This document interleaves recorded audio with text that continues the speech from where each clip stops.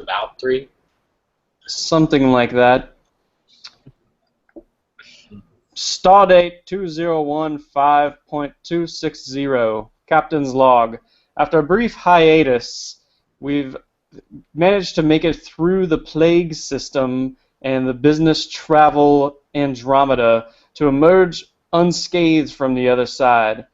This is your captain speaking, Josh, here hosting episode 19 of the World Map Podcast. With me is number 1, Clark. Hello. Eating snacks on the show as usual. And our counselor, who does not look like Deanna Troi but still enjoys wearing spandex, Nick. Wait, so I'm guessing if you're putting on that terrible British accent, that means you're fired. So does that mean I could be Riker? I mean, you got the beard going right there, so you're like, seasons, like 3 through 7 Riker.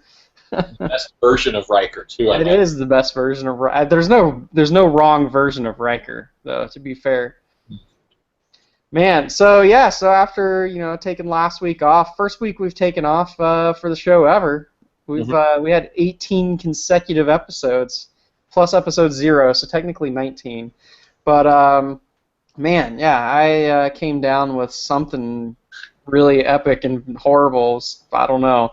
But hopefully feeling like I'm on the mend now finally. And I know you guys have been busy with traveling and Nick with your grad schooling. But how you guys been, man? Good to see you guys again, and good to see all of our listeners again as well. I've been pretty good. I've avoided getting sick nearly for 2 years now, and it's kind of scary because you're getting sick. Everybody I know at work is getting sick. I'm sitting next to sick people on airplanes, and it's getting me scared. It's going to happen sometime soon. Man, yeah, it's unavoidable. It's unavoidable. Yeah. Problem is, when I'm flying on an airplane, I can't wear that mask that would protect you because everyone's going to think I'm a terrorist or something. No, they'll just think you're Asian. Maybe. So what are you eating there, man? I'm eating pizza. But there's not enough. I thought I saw you with cheese and crackers like 5 seconds ago. Crackers ran out, so now I'm just putting the cheese on pizza. Ah, extra cheese on the pizza. Nice. That's a good one. Nick, man, how have you been? Been pretty good. I haven't been sick, and I don't even remember the last time I was sick. So Man, a terrible memory. I'm jealous of both you guys. I don't know. I had like 2 back-to-back. Like the whole last month basically. I haven't felt right, but I think maybe finally I'm getting back to normal. I blame. I don't know. I think I caught some kind of weird like virus inside of the ocean when I was at the beach, and it's just like slowly worked its way into my systems. It's pretty much the only explanation. Why you don't go in the ocean? Didn't Lucille Bluth teach you anything? Man, I'm going in the shark's house. I don't even care. So, for those who might be listening to the show for the first time, this is the World Map Podcast. We talk about everything that could be on the map in this world in terms of video games, comics, movies, books, TV shows, tech news. If you enjoy nerd-related things, then probably chances are you're going to like this show. And I think we'll go ahead and start off with the section we always start off with, where we talk about the video games that we've been clearing out of our ever-growing backlogs. And, well, it's appropriately named segment of the show, the backlog. So, Clark, I noticed that we have a game in common on our list in the show notes, and that would be Link's Awakening DX on the 3DS. Yes, indeed, we do. The reason I wasn't able to make it last week, and actually I think the week before, was due to the extensive travels I've been on, and so I've had to get some handheld gaming on the go, while on the go. And what better game than The Legend of Zelda Link's Awakening DX? I agree. Great choice. Actually, this was one of the final things that I snagged when there was still a Club Nintendo with my leftover points was I got actually the original Legend of Zelda from the NES, and then this Game Boy. Let's see, this would be a Game Boy Color game, I believe. Link's Awakening DX was the Game Boy Color version. Right, yeah, of the original Link's Awakening, which was just Game Boy. So this is one of the oldest Legend of Zelda titles out there, but I still find it to be one of the best ever made. I really enjoy it a lot. It's Nick's going to disagree here, but it's definitely my favorite handheld Zelda of all time. I'm going to disagree with you too, but only because the one that came out on 3DS most recently pretty much was a Link to the Past remake, and just got my inner Link to the Past fanboy going. But where else can you steal something from a shopkeep and then get zapped to death if you ever go into that shop again and be labeled thief for the rest of the game? Well, in not very many other Zelda games do you see so many Mario tie-ins, which is just one of the charming things about Link's Awakening to me. You get a feather that helps you jump, which we know in Mario that would help you probably fly, but usually Link's not doing a lot of jumping, but it becomes a mechanic you need to solve puzzles in the dungeons and things like that.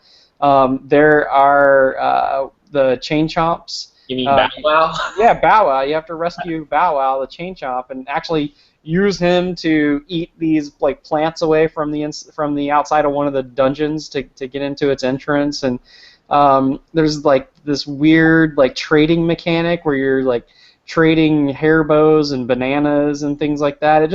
It does a lot of things that we hadn't seen before and we haven't seen after in a Legend of Zelda game. What I think is kind of funny is I don't know if you ever played Sim City for the Super Nintendo. Oh yeah.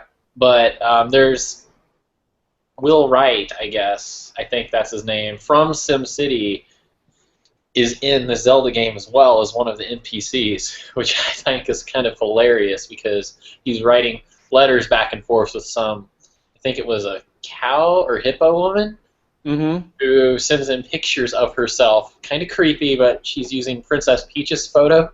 So, yes, this is the Legend of Zelda we're talking about. Yeah, I mean, I wonder how many people who maybe were born after maybe mid-90s or something even know that this is a Zelda game that exists out there, because it doesn't get all the promotion and I mean, we've seen Ocarina of Time on a gazillion platforms, right? And some of the other Zelda games just get Majora's Mask recently get recycled over and over again. I don't know why Nintendo doesn't give this one more love because it is absolutely amazing.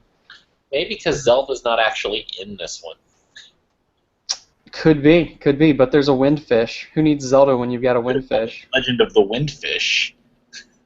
It actually, and it should probably be called the Awakening of the Windfish and not of Link. I mean, I guess in some ways, eventually it is, but I don't want to spoil anything. So I want to go back to why Clark thinks I would disagree with him. What do you think my favorite handheld is of the Zelda series? Isn't it one of the Oracle's games? All right, I thought you were going to throw me in with Josh there, though that is a fantastic game. Yes, Oracle of Seasons has to be my favorite. I very much enjoy that one as well. Yeah, they're all. I mean, really, there are only a couple of bad handheld Zelda games, and Spirit Tracks being the absolute worst offender, probably the worst Nintendo first-party published game out there. One of them. Yeah. Here's the thing though about that game: if it were not called The Legend of Zelda, it were called something else, it'd be a pretty average game. It'd be, but because it's Zelda, you don't think it's good at all. It's I guess there's a lot that is there's a lot that you put into that name, a certain level of quality that you expect when you hear Zelda, that when it doesn't meet that, it's just really disappointing. I just hate riding the train, and I hate how you had to repeat some of the same dungeon over and over again in that game. Horrible. So I'm actually really excited to hear a game that both of you have for the Wii U that I don't know. I'm intrigued by it, but I'm not interested in it to the point where I think I'm going to get it. But Super Mario Maker came out for Wii U since we last had an episode, and I know both of you have been playing that. So, how's that? How's that going? You making levels? You playing levels? Doing a little of both? Doing a lot of both. You want to take this one, Nick? I mean, I figure we're both going to be kind of bouncing off each other for this one. So I started out making levels, and I only have one problem with the making of levels. You have to unlock the stuff to make the level. I kind of wish that it was just there from the beginning. Though it doesn't take more than an hour to get it all, which is kind of an annoyance. But I disagree with you there, actually, because I think I like how they give it to you in steps so they don't overwhelm you with every bit of everything that you could build from, but instead it gives you time to learn how to use what you do have before you get the next set of things. And so I think it helps, at least it's helping me become better versed in the use of the tools that I already have. well, I came in with an image. I was like, I want to do this, and then I was like, where's the stuff? I can't do what I want. So I had to play to get this. But both sides are fine. I agree to disagree. So, do we ever need another Mario game, or can we just create endless levels in this? There are a few things in this game that I find a little lacking. Overall, I mean, you can play Mario levels and never get the same level for the rest of your life probably with this game. But you have the basic setup where you just left to right level, you go across, put a flagpole over here, and you, of course, can change the distance. But I miss the vertical type levels. They're like in Super Mario World. Remember some of the levels that were real vertical? Mm-hmm. Like that one with all the blocks in the Star World and things like that? You don't really have the option to make a pretty vertical level. The max height you can have is 2 times the general view of the screen. Is the max height you can have in any level. Though you can add a second world, like a warp pipe that takes you to a second area that can be just as big as the first area.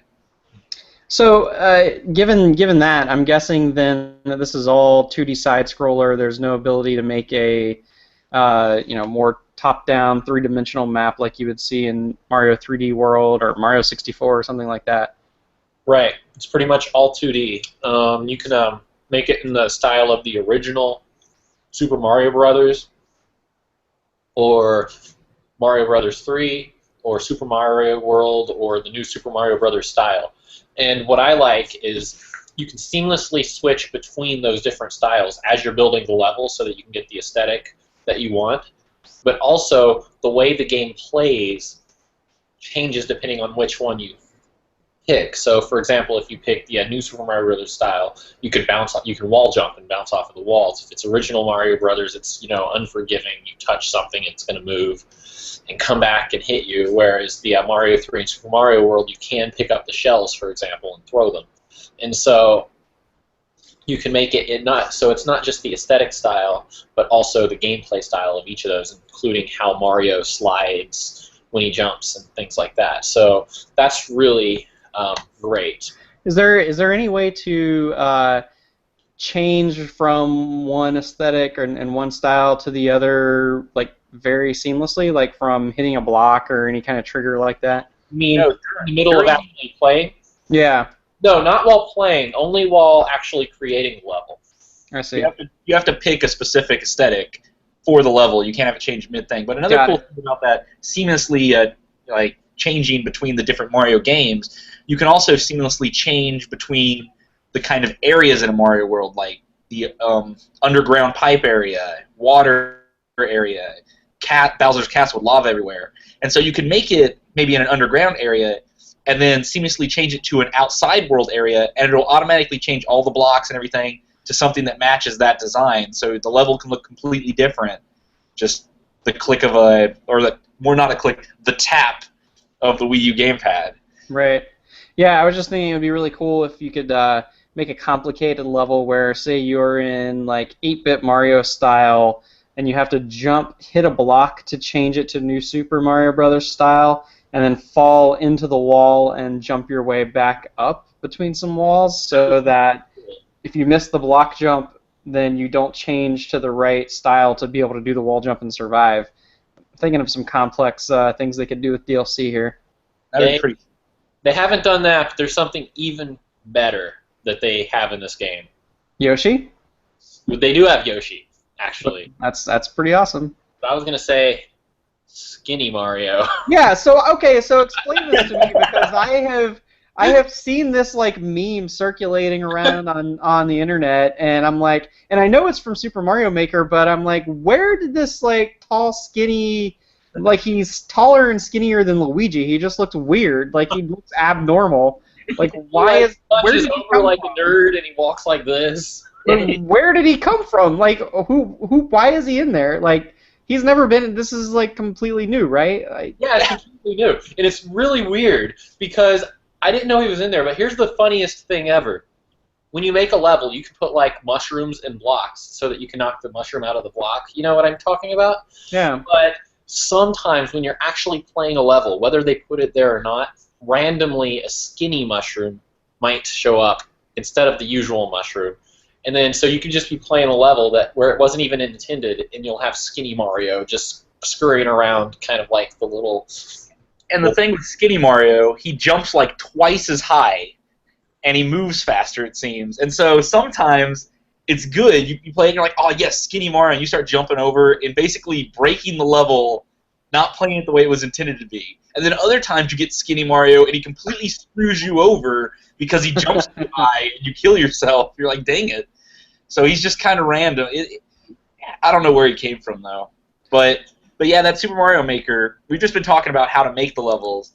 Building levels, playing levels, though, is just as fun. You can just play endless levels all day, and it has like top-rated levels you can scan through, or follow friends. Like I follow Clark and play his levels, which are kind of basic, and he follows me and plays my levels, the complete opposite end of the spectrum, so unforgiving that you have to be like a veteran pro to pass it.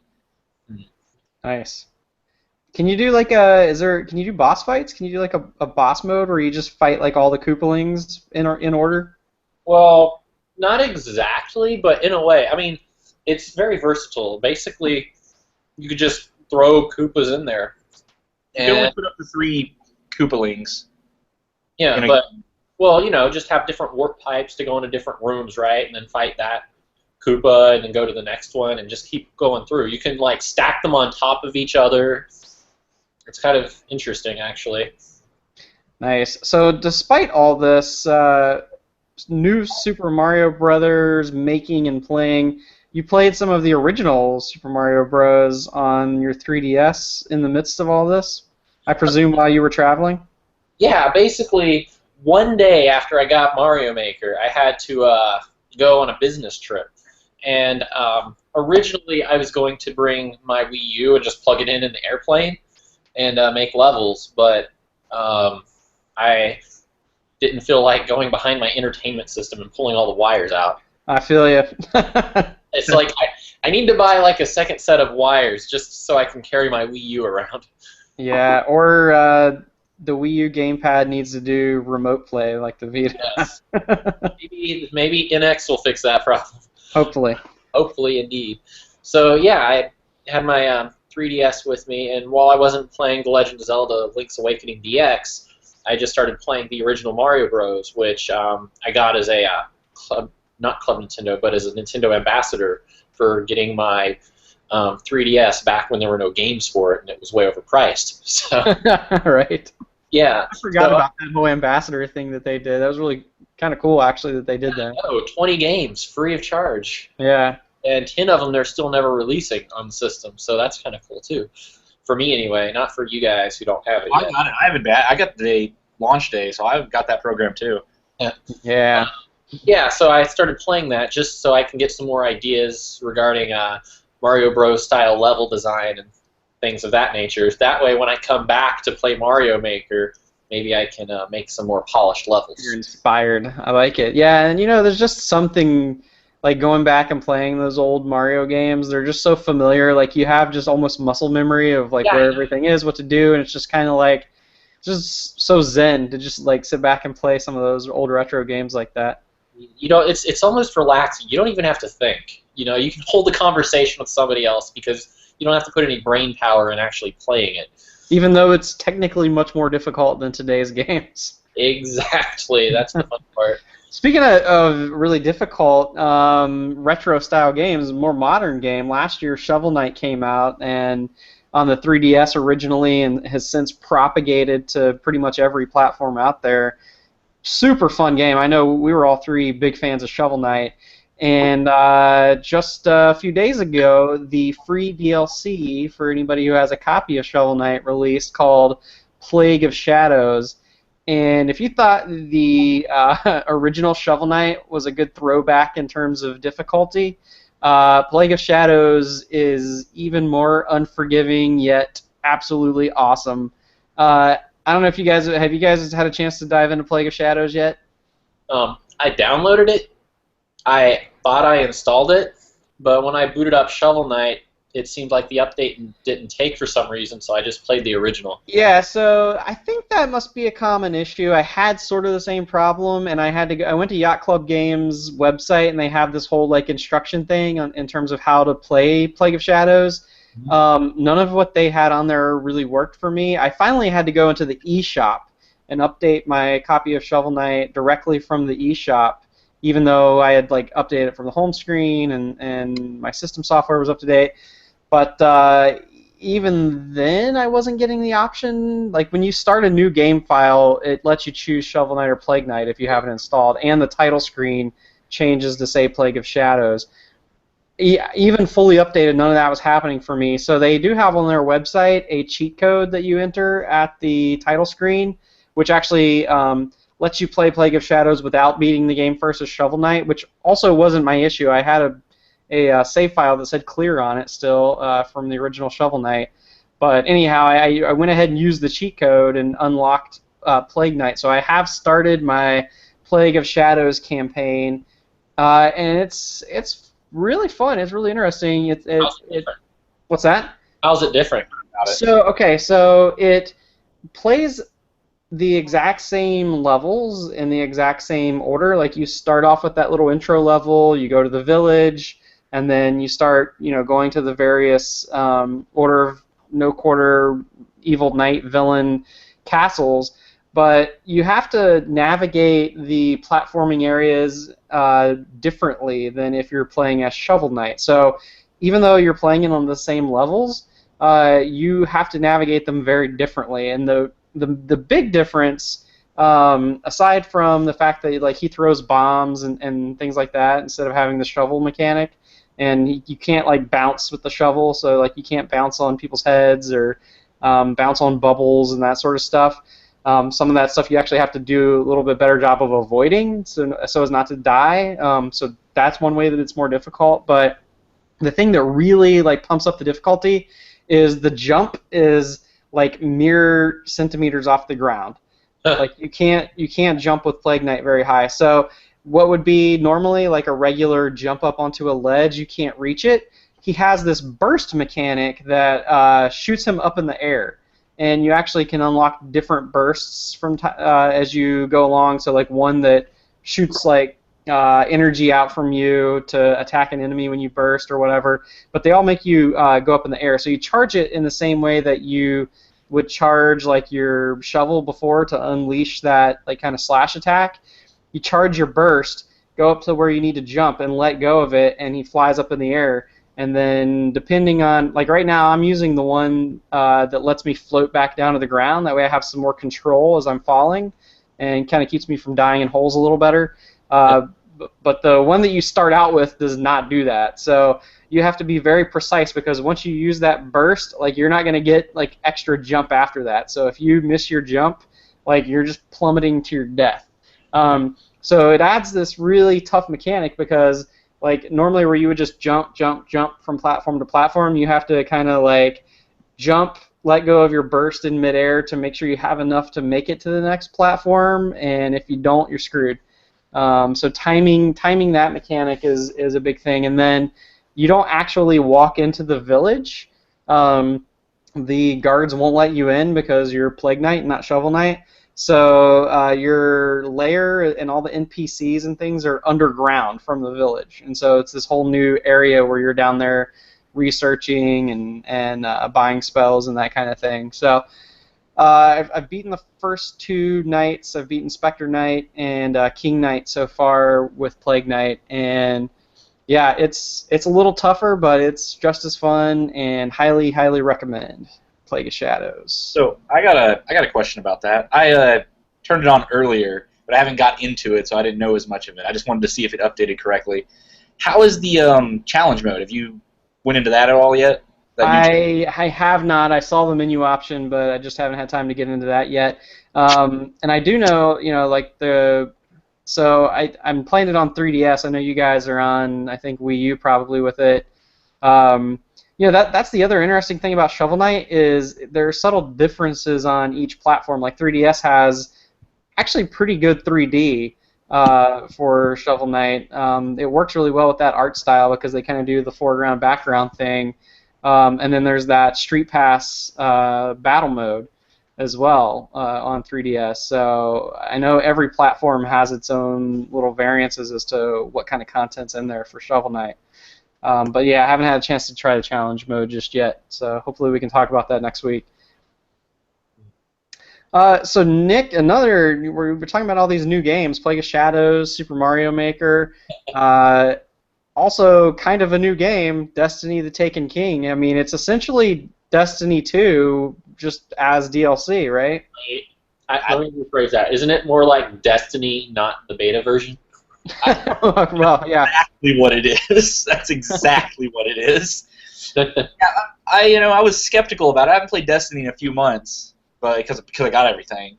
But I decided to give Taken King a try, and this is the first time I will actually recommend this game to people that like this type of game. I feel like there's a bunch to do, and after playing through it, they've decided to take the story into less seriously. They're not so serious about it, so it kind of isn't all this is bad. We need to take care of this. And you go do it. And it was terrible. You know exactly what I'm talking about. Well, when you get rid of Dinklage for Nolan North, that kind of, I feel like that helped out too. That's a good indicator that you're going a little more video gamey. Well, that's a good thing too, right there. The new Ghost, Nolan North, is fantastic. Like he's so funny, and they know they basically screwed up on the first year of Destiny. They know they screwed it up. Well, it's funny. Like any other company, they would just delay the release, and we'll talk about some of those in the news. But Bungie instead's like, no, we're not going to delay. We're going to put out this vanilla game and then sell people the rest of the game later. But the best part is they know they jacked up on the first part of it, where there's no story or anything like that. So the little ghost now actually makes little jokes. Like you guys remember the iconic scene of the original Destiny. We've woken the hive, and that's like everybody makes fun of it. We've woken the hive. He just screams it out there. Well, the ghost, sometimes when you just go to the moon now, he's just like, I wonder what would have happened if we never would have woken the hive. He's like, nah, that was a good decision. Those guys are a hoot. It makes the moon much more interesting. And he makes little comments like that. And there was another one, which Destiny is notorious about opening doors. Here, Ghost, go in the door while we fight these 3 waves. Well, now the Ghost, you can scan things, and he has other purposes now, like show you hidden platforms and stuff. He's actually useful, and he makes little jokes like, "See, we ghosts aren't just about opening doors," and so he makes making fun of all the problems in the first game. Like another one, you remember some of the things. You go somewhere, and it's like, "Oh, we can't pass through this door until we fight 3 waves." It's always 3 waves with this game, but this one, you go into this place, and it's like, the alarm for the ship has been activated. The doors are on lockdown. We got to figure out how to shut down the alarm to get that door open. And then, some guy from the tower is like, just kill everybody in the room so we can figure out how to get this alarm shut down. So you kill everybody in the room, and then the alarm turns off and the door opens, and the ghost makes a comment. He's like, so you murder everybody in the room, and the system thinks it's safe. Stupid system. And so just little things like that. Also, along with the way the story goes, and I use the word story, in a way there is a story, rather than the original Destiny story, which means these missions. No, there's a story in this game. And it actually kind of picks up the slack from the original version, too. They kind of go over some things about why you were resurrected, why you're specifically there, how he found you. It explains the ghost a little better. Not everything you want, but enough to get you interested, unlike the first year did. And so there's story, there's cutscenes, there's a nice character development in the game now where you actually care about the people that are talking to you. For the most part, there are still some characters you're just like, I don't give a crap at all. So I mean, overall, I mean it's been fun, and the questing doesn't feel like a chore. Like there's a difference between bounties and quests now. Bounties are kind of things that you can pick up and turn in any time. You don't have to go back to the tower, and there's like kill 30 enemies. They're things that kind of just happen naturally while you're questing, and also questing feels useful because you get rewards. It'll give you an exotic for doing a set of quests, and it's not go here, kill this guy, end of quest. No, they're multi-tier, multi-step quests.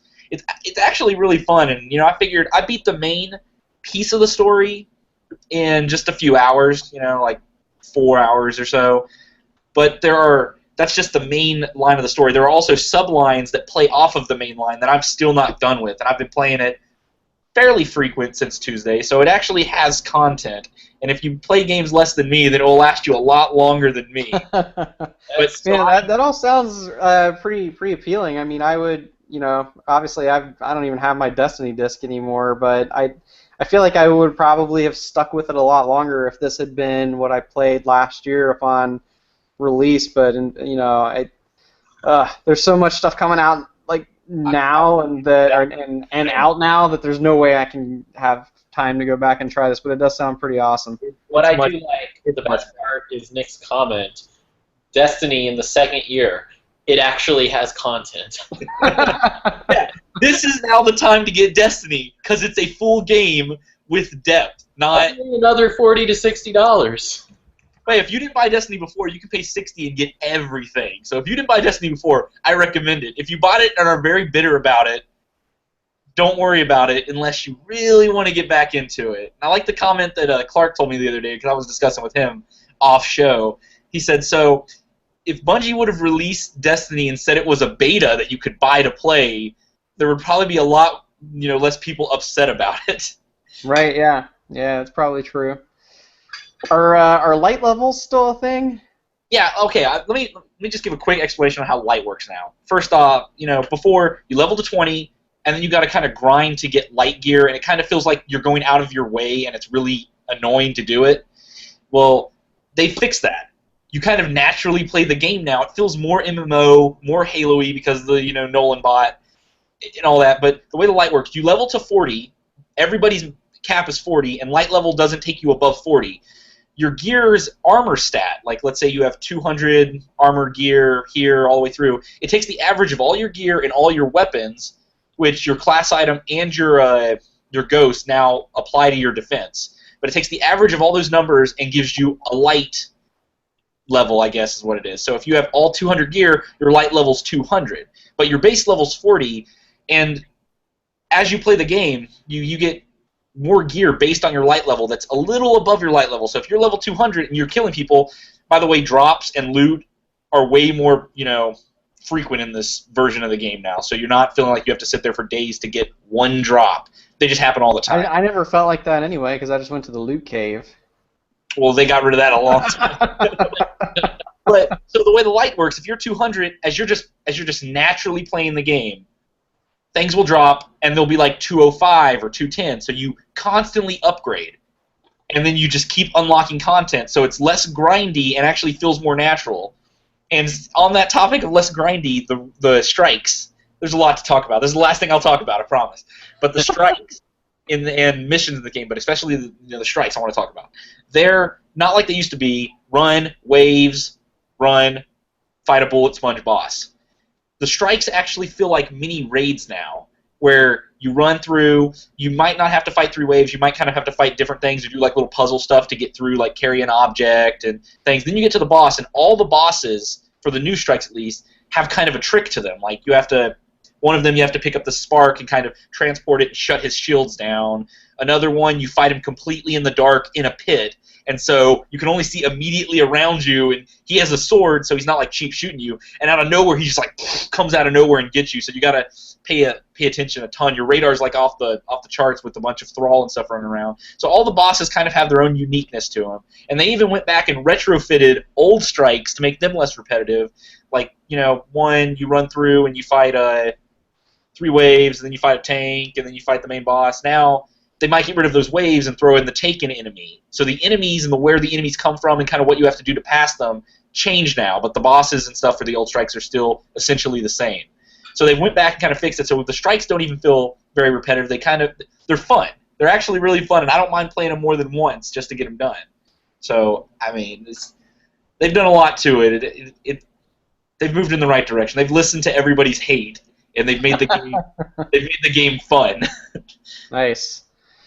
Awesome. Well, I've got 4 other games on my list to talk about. I'm going to talk about 3 of them really quickly because there's one I want to focus on and definitely make sure we talk about a couple minutes before we move on to the next segment. But I tried Lara Croft and the Temple of Osiris, which was a PS Plus game this month on PS4.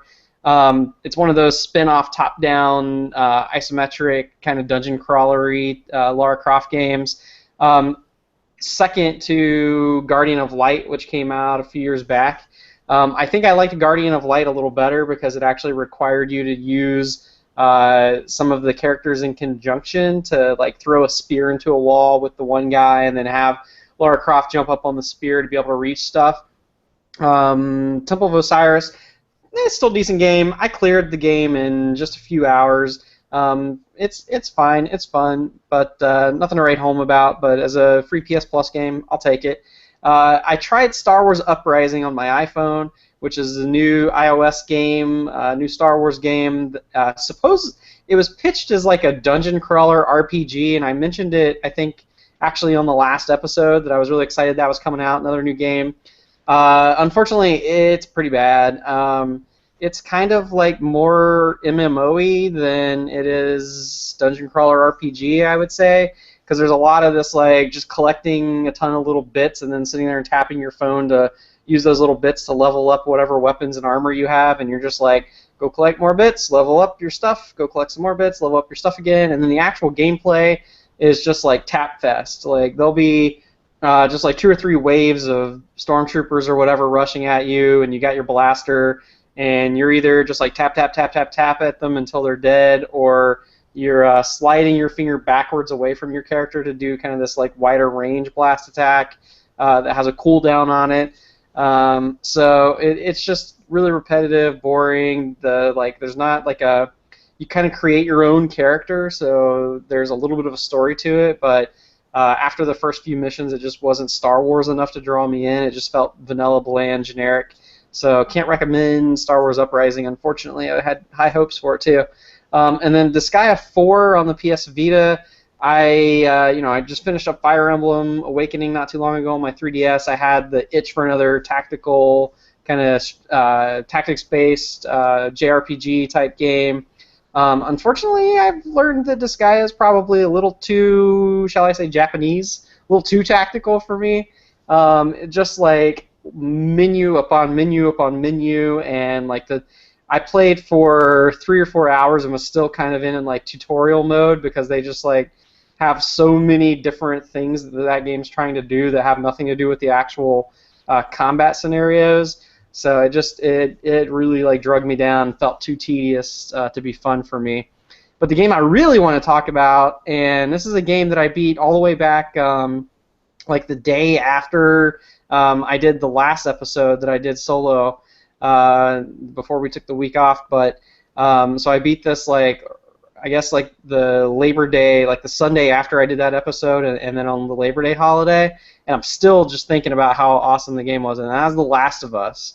And I've had The Last of Us remastered in my backlog for a long time. I actually got that PS4 bundle back when I got my PS4, and I knew it was going to be like good and it was going to pull me in, so I was saving it until I had time to just sit down and really give it my full attention.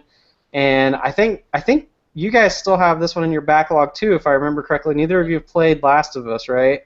Not yet. I've been wanting to for a long time. Yeah, I know, and I think the 3 of us are probably like in a rare scenario. I think most PlayStation folks have played The Last of Us, and I think like it was the game of the year from like every outlet a couple of years back when it was on PS3, and then the remastered edition came out on PS4 when it launched, and I feel like everybody's played this game except for us, and I'm so glad that I finally played it. I think I mentioned on one episode that when I had started it and I was only a couple hours in that I didn't get why there was so much hype around this game, that I wasn't really enjoying it. I could go back and slap myself now for saying that. The first couple of hours, they're a little too like kind of felt unoriginal and kind of felt like, oh, this is just another zombie game to me, and you know, you don't unlock a lot of the skills and weapons and crafting abilities and things until much later in the game, and so you really start out in this kind of bare bones experience that, for me, drug down the experience a little bit. But I implore everybody to go play The Last of Us if you haven't. Trudge through those first few hours. Get out of. You start the game in Boston. Get out of Boston, and once you're out of Boston, the rest of the game is just absolutely amazing. If I were to, I did my top 10 games of all time on episode 10. I would have to seriously consider whether or not this game might creep into that list now. It's that good. It is a masterpiece, like one of the best video games ever made. And so the writing, like the story, seems like a like kind of a zombie story in a way, and not really all that intriguing. But what happens as you move through it is the story becomes less about what's happening around you and more about the characters that you're interacting with, and so you come to really want to know, like, what happens to these characters and what's the story of how they get to where they're going, and kind of the whole fact that there are these infected people around or whatever that are kind of like zombies. That's just kind of like window dressing in a way, and has really like nothing to do with like the characters and just the story of what's really happening. So, and the writing is so smart. I've never played a video game that does what this game does, and that is you're always paired with at least one other character in the game. So well, I won't say always. 99% of the time, as you're walking on the screen, you're not alone. You have somebody with you. And so what this game does that's really smart is the characters talk to each other the entire game.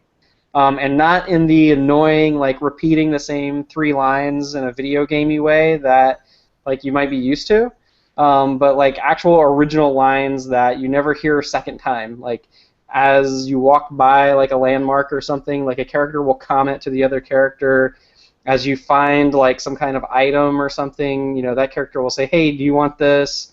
Those sorts of things. So just the fact that there's this like smart back and forth writing and dialogue between the characters throughout the entire game is really cool. And then I like how the game is really like a journey, where you go to a lot of very distinct locations.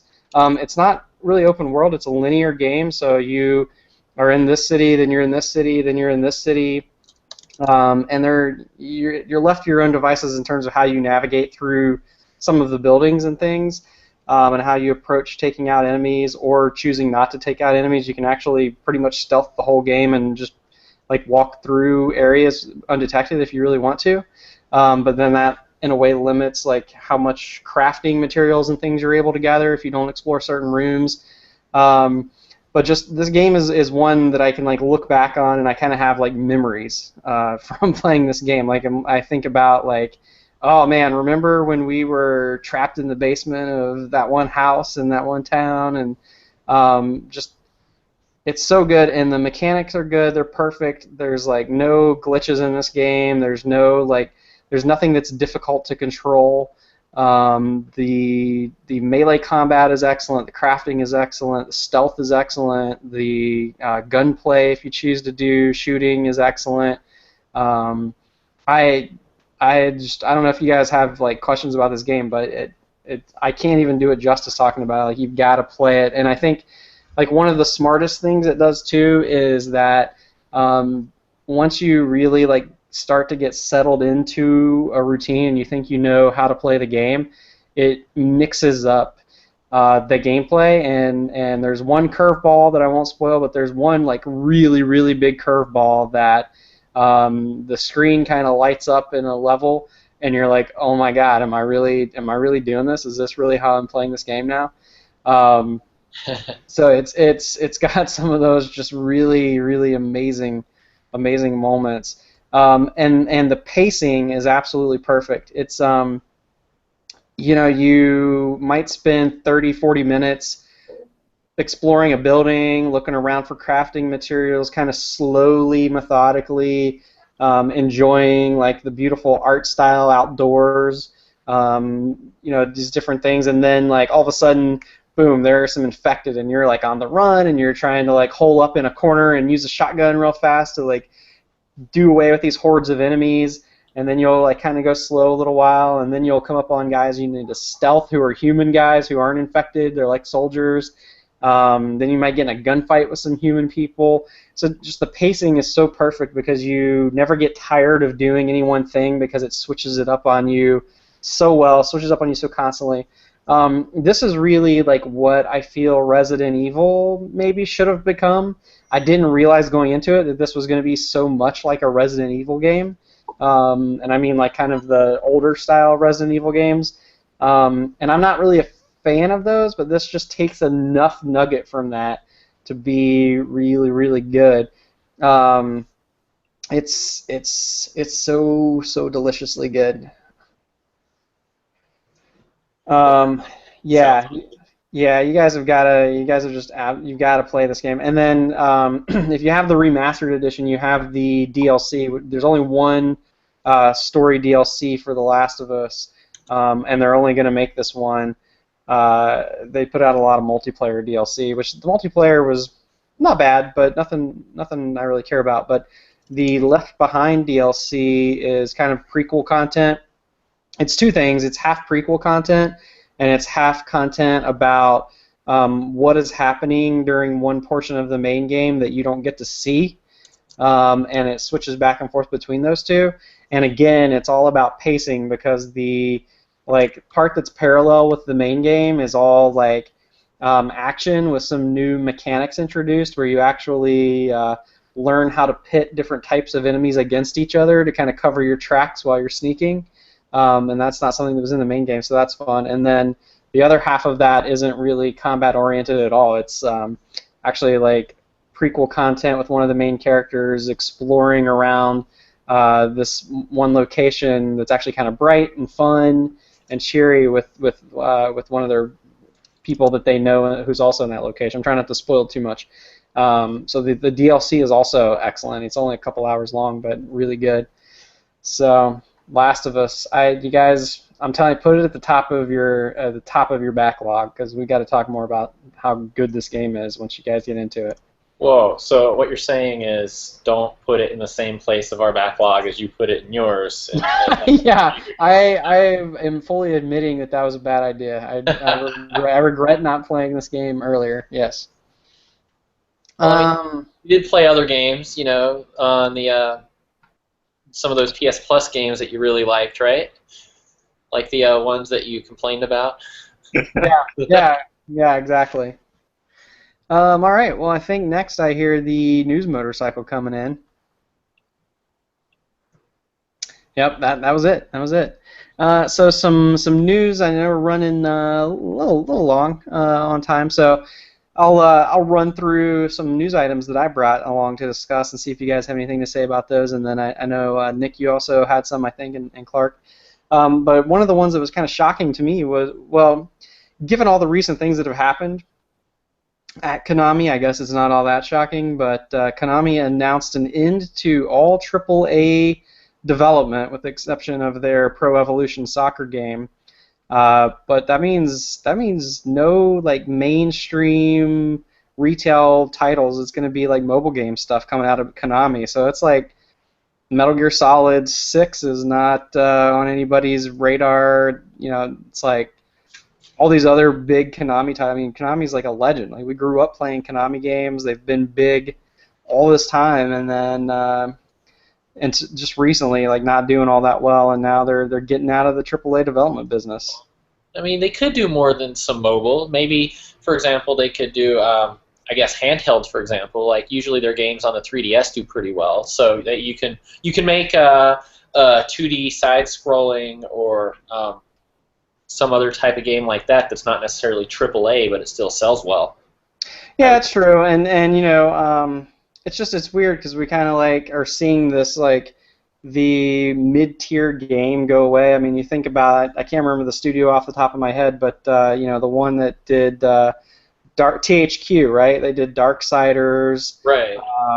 They did several other games that were like pretty critically well reviewed, but they weren't AAA and they weren't like indie small. They weren't handheld. They weren't mobile. Saints And Row.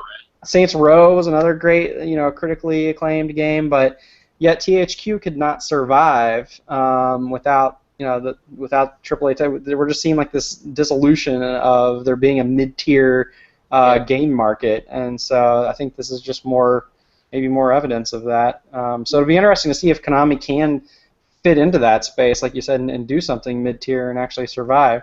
The hard thing is once you're doing something mid-tier, they're expecting near AAA quality, but the problem is, you know, the marketing you have to put behind that just to get the word out there costs a ton of money as well. Right. Yeah. Yeah. Indeed.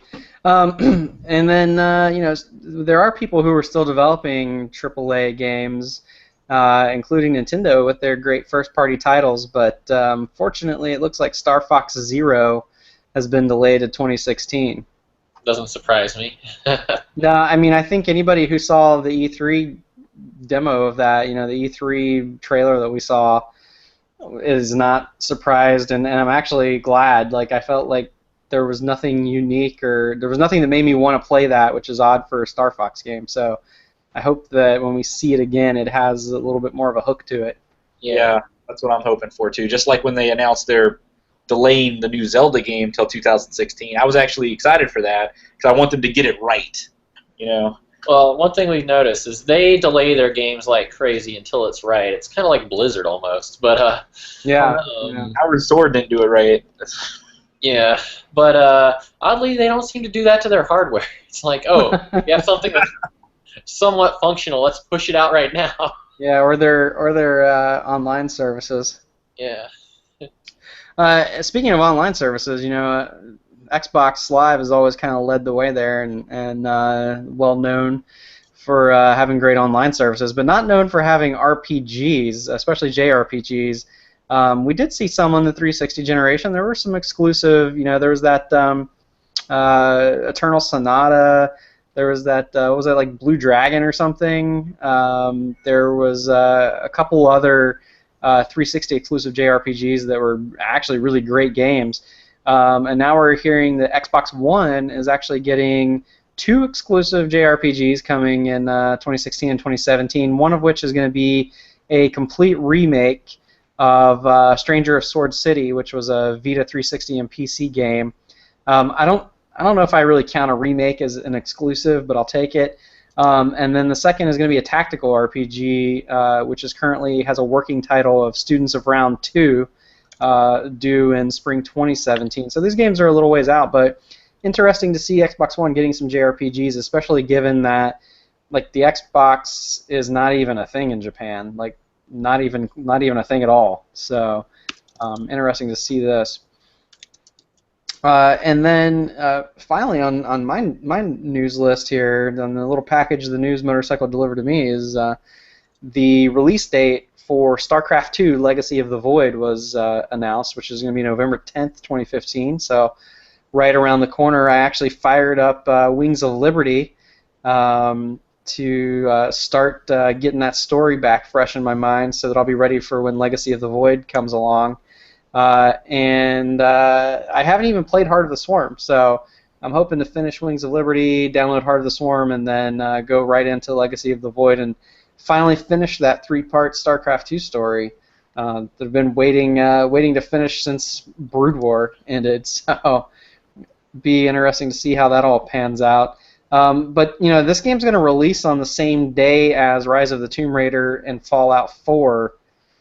November 10th is getting crowded. I don't know if these games are the same audience or not, though. I mean, I'm gonna buy all 3 and play all 3, but I don't know if there are a lot of RTS fans out there who also like Fallout 4 and Tomb Raider.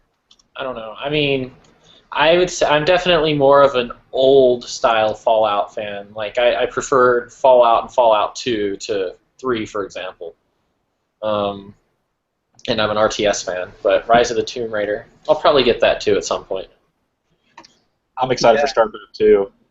I've been waiting for the Protoss forever. That's my race, and they had to come last. I know. I'm right there with you, man. Love the Protoss. And Taro Adun, my friend. In other news, did you hear about the name for Project Morpheus? I did. VR? PlayStation VR, yeah. I mean, cool. Quite frankly, it sounded a lot cooler when it was Project Morpheus, because you can imagine you're in the Matrix, maybe you're acting like Morpheus, I don't know. But the part that, I guess it's not news, except for the fact that it is going to be a lot of money, is that the head of Sony Computer Entertainment International said it will be similarly priced to a new console. So, yeah.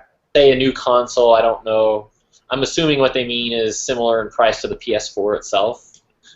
I would agree, yeah. I mean, I'm thinking $399.99 is probably going to be the launch price for any of these VR headsets. Right. £350 for, I guess, the European version, according to my news. Or the really obese version. Yeah. You don't want to put that headset on your head. It's good for your neck. Some people are into that. Right. Then also, going back to Nintendo, Tatsumi Kimishima has been announced as the replacement to Iwata as the president of Nintendo, which is kind of interesting because, well, first off, it shows that Nintendo is being conservative. They're choosing someone that's internal and somebody that's had a lot of experience within the company, so they're kind of staying their course that way. But the more interesting thing is that he may very well do some things different with Nintendo than the previous presidents have. He's the first president they had that actually had business experience in the United States market as head of Nintendo of America up until, I think, 2002. And also, it's reported that he was not a fan of the Wii U name himself. And so if we get somebody from Nintendo that can fix the way they name things, then he can probably fix other things as well. That's a great point, yeah. Speaking of Nintendo news, I figured it wouldn't be an episode if one of us didn't bring up Smash Bros. So there's some news in Smash 4 coming out, right on the heels of the release of Mario Maker. There's a new level coming out on the 30th of September that's based completely around Mario Maker. But the Happy birthday to me! The great part is, well, I'm not sure if either one of you have seen it, but the level changes every time you play it. It basically builds a new level using like assets they had in Mario Maker, but kind of smashifies it. And so every time you play it, it suggests that it's a completely different level. And one of the neat parts about it, too, if you bust blocks or break anything in the level while you're playing it, the little Mario Maker hand that you use to build things comes in and fixes the level while you're playing it. Nice. So I mean, it's a pretty cool looking level there. I just don't understand like how Nintendo finds like the people who are so creative that they find like nobody does these little like they're not really Easter eggs, but just like such attention to detail, such like. It's kind of like you had mentioned before the Legend of Zelda DLC for Mario Kart, where all the coins change to rupees. Just like these little things that Nintendo puts in their games that like no one else does. They're just like people don't even notice them. They're just total fan service, man. I just so appreciate. Well, they really have to please the people who actually are buying the system. Right. Oh, and if you mentioned Mario Kart there for a second, if you look at one of the stages, there's like this weird spring mechanism that holds up part of the track. If you look at that mechanism, it's actually Ultra Hand, which is some old school toy of theirs from like what, the 70s? Something like that. But nobody would know that unless you're old or you really care about Nintendo. Hey, I fit 2 of those bills. Well, you should know about this. But the last thing that the news motorcycle drove my way was some news about Mega Man, which, as we've stated a couple episodes ago, I love Mega Man. We don't need to be talking about this poster again. Some of that. But The Mega Man Legacy Collection for the 3DS is getting amiibo support early 2016. You know, most things What's that going to do? It's going to add challenge levels to the game, like real challenging hardcore levels for the real hardcore gamers. It kind of seems like to me that Nintendo is putting amiibo support for everything they can, and they're like, oh, we don't have enough games coming out. We got to go back and retrofit games with amiibo support. Hey, it's physical DLC. Speaking of Mega Man, one thing I did see in news lately is that your little Mighty Number 9 Kickstarter demo got delayed. Yeah. You don't sound happy about that. I was actually talking with Clark the other day about the Mighty Number 9 demo. I played it, but it's not that demo. I was playing the old demo that I still had on like backup. I turned it on, and I was like, yeah, no. Do you know when that is supposed to be coming? Because I just stopped looking. I don't know that they actually announced a new date. I just know that was like a demo to kind of appease people because the release date got pushed back, and then the demo date now is pushed back. So it upset a lot of people, I'm sure.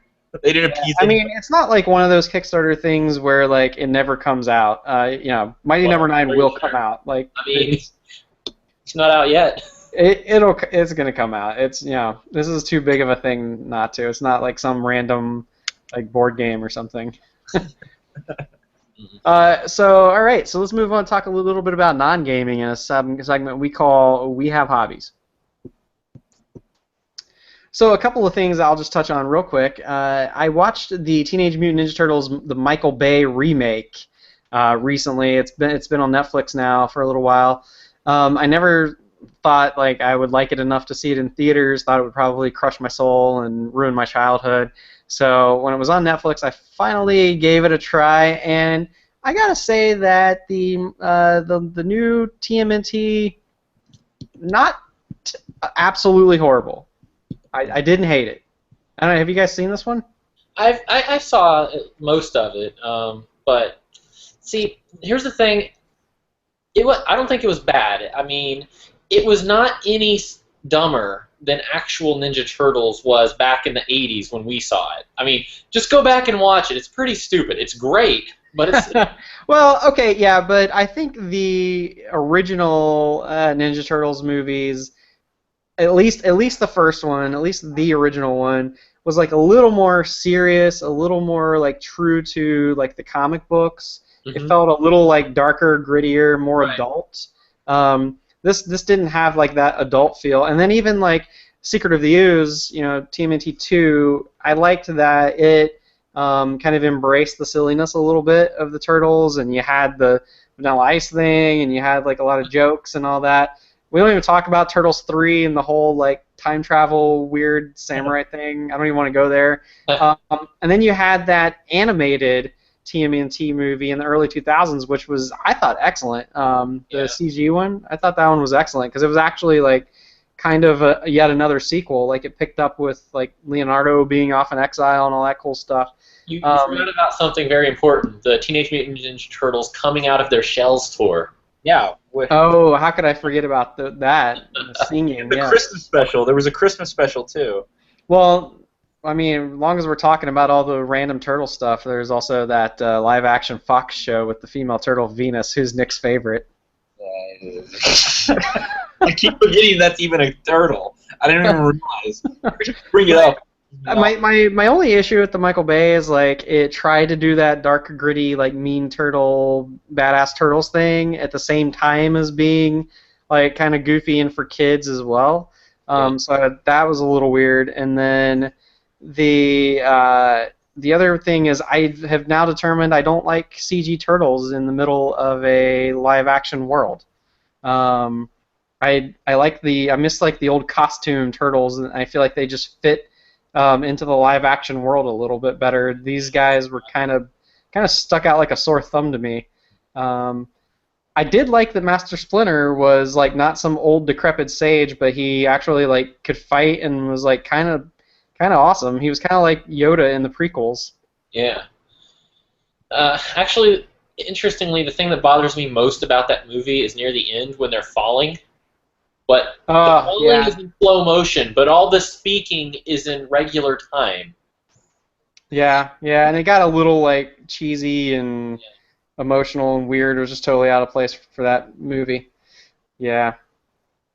I also watched another movie on Netflix called Seeking a Friend for the End of the World. I don't know. Have either of you heard of this film? I heard about it, but I never saw it. So it's Steve Carell, Mm-hmm. which he always does these like kind of off, like weird, strange films that tend to be pretty good though, and they have like kind of that dark humor to them. And Keira Knightley is also in this film with him. And essentially, an asteroid is going to collide with the Earth, and so everyone knows when the world is going to end.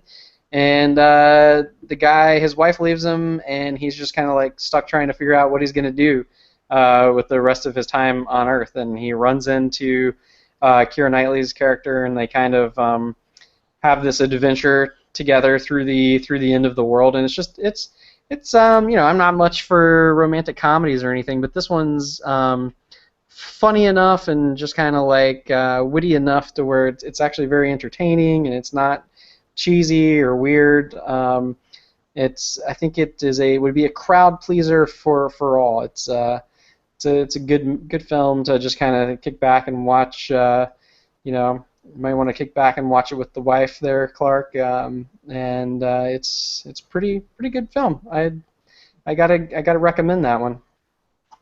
Right. And then I'll save some stuff for next week, but I did just get back from Chicago, and I'll just say to any folks who might be going to Chicago in the near future, if you haven't done a Lake Michigan cruise at nighttime to see that skyline from out on the lake and just kind of see the lake shore there in Chicago, it's quite the experience, and I highly recommend it. Very much worth doing. So put that on your to-do list for next time you're in Chicago. All right. Well, I did at least one thing as well. During my travels, I stopped by Oakland, California, the Chabot Space and Science Center, because what's no more fun than space and science, especially when it's at a center somewhere? Indeed. And it was actually pretty cool because they have a planetarium with planetarium shows. You can look through this weird telescope thing and actually look at the sun without burning your eyes out, which is pretty cool. And you get to see those real giant telescopes that they use and that they did use to back in the 1800s to, like in 1883, to look at the stars and such.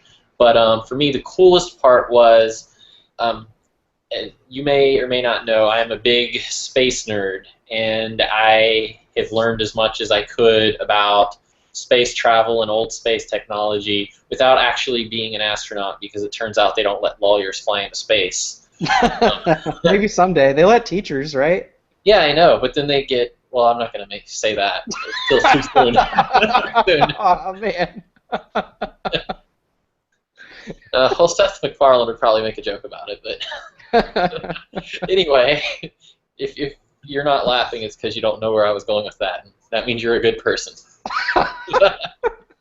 Or just young. Yes. And anyway, they actually had a full-scale model of a Mercury space capsule that you can actually go in, mess with all the instruments, and sit in without a spacesuit, of course. And wow, those things are tiny. Imagine something that's like no bigger than, like you're sitting in something no bigger than a refrigerator, and all the controls are in there. It's really cramped. It actually is kind of, claustrophobic in there. But then imagine that's on the end of a giant rocket, and I'm trying to think, why did people get in that back when it was untested? Because you're essentially just strapping yourself to the front of a missile is what you were doing. They were doing it. So thinking like, wow, I mean, I'm willing to do it now, but I don't think I would have done that a long time ago. They probably sent up a few monkeys first. Yeah, actually, they had some from at least the some exhibits about the animals, including dogs, that the Russian space agency sent up a long time ago, back in the early '60s and such, and that was really interesting because it's like these containers that aren't cages, but they're very soft, and they're meant to hold like a dog or something. And on the little placard, you can read about the dog and the dog's name that got sent up, what they were testing, and that. Comrade Fido. Oh, well, it was never meant to live. It died up there before the thing returned to Earth. And, though, as a communist dog should. Yeah. Well, I mean, I don't know if we're going to be talking politics in this one because, But I'm just saying, I don't know if any American dogs died in space. So. I mean, why would they? They would be too awesome. So. But yeah, that's pretty much all I did. Oh, and I went to Wisconsin and got some lovely Wisconsin cheese that I've been eating during the podcast. Nice. Yes. That's awesome. Well, then I think... which does not taste good on pizza, surprisingly. Well, the Gouda's not Gouda on pizza. We'll have to remember that one. Well, I guess we'll now turn to our last segment and get a little advice for the week. Time to call the doctor. So I talked about The Last of Us, and it is not an easy game by any means. I did just play through it on normal, so it wasn't like too bad, but you still have to very much pay attention, conserve your resources, and make good decisions, or you will die. There are like a couple more difficulty modes beyond even that, and I can't even. Like I would actually like to go through and play them. I think it'd be a lot of fun, but I just can't even imagine having time to hone my skills enough to play through those. But some things I will recommend if you're playing through Last of Us on normal mode, the tips that I will give are that I would not focus your upgrades on health. Now, there are different types of upgrades you can do at workbenches, your weapons and things, but I'm talking more specifically about the upgrades that you do to your character via the use of pills. I would not upgrade health because I found that in firefights, typically I wasn't losing all my health and dying. That if any time that I died, it was because of the one-hit KO clicker things that rush you from behind once in a while. And if you aren't successful in fending those off, they will kill you in one hit. Until later on in the game, when you can craft the ability to use a shiv and like stab them in the neck, and that kind of gains you sort of like almost kind of an extra life in a way. So I wouldn't focus on upgrading health because I don't think you'll need it as long as you avoid those one-hit KOs. But always craft at least 2 shivs. Your materials go towards crafting a lot of different things, and the types of materials overlap. So if you make, like, say, a bomb, you may not have enough materials to make a shiv. So I would say always have 2 shivs in your inventory before you craft anything else, because you can use it to defend yourself from clickers. You can use it to stealthily kill someone quickly so that hopefully you can kill them and get back behind cover before anyone sees you, and normally you'd have to be standing up strangling them for a little while longer if you're doing a stealth kill. Just like in real life, yes. And the shivs also can be used to unlock doors. So there are some doors in the game that there's like no key for or anything, but if you have a shiv, you can pry the door open, and there's like a lot of extra crafting materials and things in there. So always have 2 shivs crafted because they have so many uses, and you'll be glad when you find a door where you need one that you have it in your inventory to use, because otherwise you're going to be like way out of that area before you have enough materials to craft another shiv. So you'll miss out on a lot of that stuff you could have gotten. And then, so if you're not upgrading health, what do I recommend focusing your upgrades on? I would say listening distance is a good one, because the further you can listen when you put your ear down to the ground, you can see where enemies are ahead of you in a building. So if that distance is close, you may only be able to hear where enemies are in the rooms right around you. But if you upgrade that ability, you can kind of see like where enemies are on other floors and where people are like further down the hall, and it'll help you plan out your route of sneaking or attacking a little better. So that would be my advice for The Last of Us. All right, well, I want to thank everybody for tuning in this week to episode 19 of the World Map Podcast. Thanks for listening as always. Thanks to our live viewers, and thanks to everybody who listens to the fully edited audio podcast on iTunes and other platforms. You can give us feedback and submit your questions to be read on the show at worldmapcast@gmail.com. Listen to the show live each week here on the Google Hangout on air. We go live usually Sundays afternoons, Eastern Time. The live show gets archived on YouTube. You can search for the World Map Podcast and find those videos. Or you can listen to the fully edited show on our website, worldmapcast.com, on iTunes or Stitcher. And we're also on Facebook and Twitter as World Mapcast. And, other than that, just tell at least one friend about the show this week, and make sure you go on iTunes and give us a 5-star review if you haven't done that yet. It'll help out with discoverability of the show. I know there are hundreds of folks listening to the show, and yet we haven't seen that many reviews, so it'd be great to be able to grow the audience if a couple of you could take a few seconds to go give us a 5-star review on iTunes. Very much appreciate it. And I think that's going to be about it for this episode, guys. Any final thoughts? Nothing really. I guess I challenge the viewers to try to beat the Super Mario Maker level Nick made. And how would they find that, Nick? I've got an ID for it, but I don't know it off the top of my head. We'll post it. We'll tweet it out. We'll tweet it out later. So check our Twitter, World Mapcast. I just want to warn we'll post that ID. All right. About my level real quick. It's got 58 people that's tried it and over 800 deaths with only one completion. So, wow, one completion. Was that you, Clark? Oh no, gosh, no, it was not me. All right. Well, but Nick, you've completed it, right? Because you have to beat a level to be able to launch it, right? But that's a little unfair because he knows the level, he made it. So there's no trickery. It's straightforward. It's just hard. Nice. Awesome. All right. Well, until next time, we are poppin' smoke.